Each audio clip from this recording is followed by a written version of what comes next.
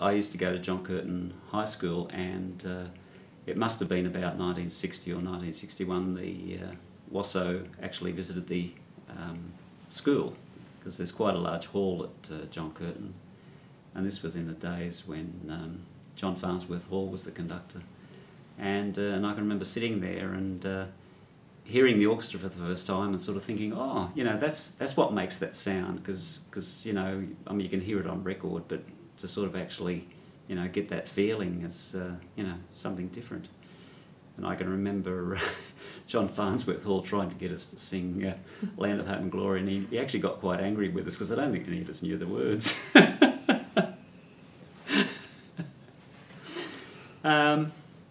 And then later on, I think what happened was that WASO was working in the Capitol Theatre, which was in William Street. And on Sundays, they used to have the free concerts. And this was in the days when Thomas Mayer was the conductor. And they used to do things that weren't particularly taxing, you know, there'd be Gershwin's Rhapsody in Blue, and they'd maybe do some selections from West Side Story.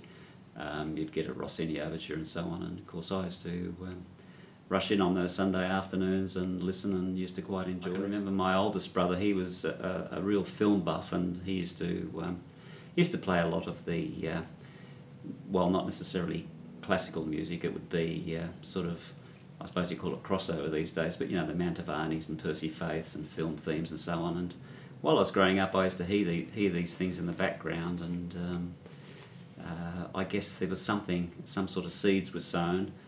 And then when I longed to have a record player of my own, I found I wasn't going out and buying the hits. I was actually, or if I was, it was usually because I wanted to hear the orchestra behind the singer. And then I'd go off and buy, again, film themes and so on. And I found that they just didn't quite give me what I wanted. And then, you know, like probably 99% of people starting out in classical music, I managed to borrow a copy of the 1812 Overture, and I guess that probably started it all. We also find that you know, we've made friends over the years with people who go along to concerts through the friends of the orchestra, as well as other subscribers that we've got to talk to, and some of those remained friends, you know, up until now.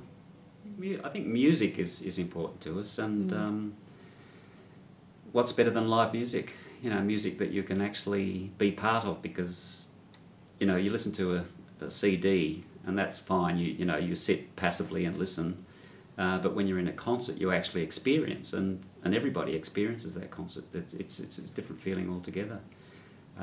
You can't replicate that on a recording. So, you know, if we were sort of stopped from going to the concert hall to listen to WASO, I think that would, you know, that would sort of push us over the edge. And what would we do? Oh goodness. What would we do? Yeah.